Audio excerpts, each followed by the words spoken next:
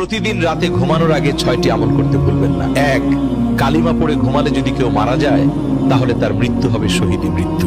2, দুরূদ শরীফ পড়ে ঘুমালে মৃত্যুর পর দুরূদ হবে সুপারিশকারক। 3, ঘুমের দোয়া পড়ে ঘুমালে সারা রাত ইবাদতের সওয়াব পাওয়া যাবে।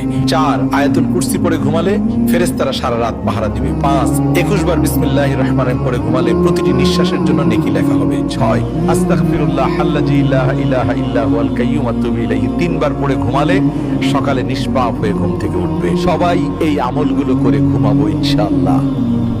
ভিডিওটি ভালো লাগলে বন্ধুদের সাথে শেয়ার করে দিন।